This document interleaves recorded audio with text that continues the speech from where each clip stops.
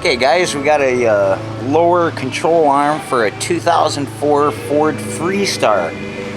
So what I've done so far is just jacked it up, got the center bolt out, and now to loosen up I just reverse the actual nut just till it almost gets to the bottom of the threads, and then just give it a whack with a 2-pound and it releases that, no problem. That way you're not damaging any threads or bending any of the nut over.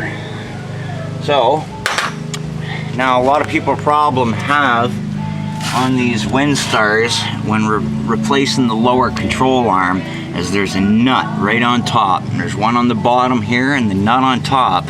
Anything laying down is gonna rust, right?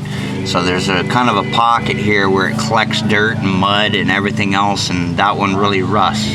So what I'm gonna do is I'm gonna get an air chisel in here, and I'm just gonna tap the top of the nut to vibrate any rust loose and maybe shoot it with WD. Give that a minute and take these ones out here, and I'll show you the new one. But yeah, there's only 2 bolts. Oh, there's only 2 bolts, one here and one on the other side, and the whole control arm will come right out. I'll also be replacing the stabilizer linkage here, and I believe that's it. So I'll show you the new stuff. Okay guys, here's our new stuff, and as I said, this nut here is the one that rusts out, so I'm just going to hit it with an air chisel and give it some vibration to try and loosen it up before I try. And it's just a matter of 4 bolts, the locking ball joint, and away you go. And here's my new linkage, and I think he maybe wants the other side because there's 2. And pain in the ass. Okay guys, so this is the tip that I've actually ground down so I can do stuff like this. I always hit rusty bolts with the air chisel.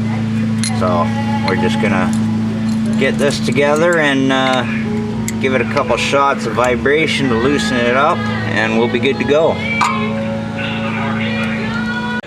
Okay guys, so we have to use an actual swivel if we're going to use impact. So we're going to get in here like so, and there should be just enough room for impact. Actually, I changed my mind. I'm going to use a Johnson bar to break that loose. Okay guys, got this lower control arm out. Oh, sorry about that. Yeah, ball joint absolutely gone.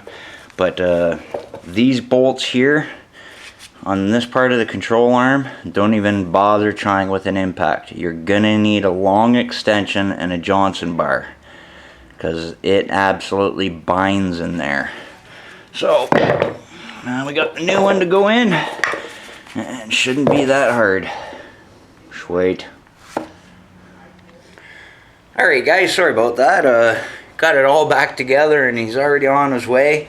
But didn't get much video of actually putting it together because I was chatting away, and it was actually really tough. But the actual owner did give me a really good idea. He's a really great guy. He was searching online how to do it and everything, and it is easier to set the ball joint in the socket before you actually bolt up the control arm.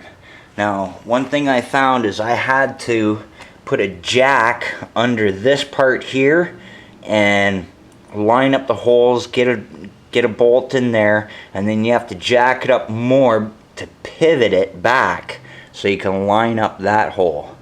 But yeah, it was a real pain in the butt doing that. And as I said before, those ones there, don't even try it with an impact. You need a Johnson bar. You will not get it out. You need a really long, I've got a 1.5 foot 18-inch extension bar for my Johnson bar, and I had to use it on those. So just a tip on tools you need. Those are 15 mil, and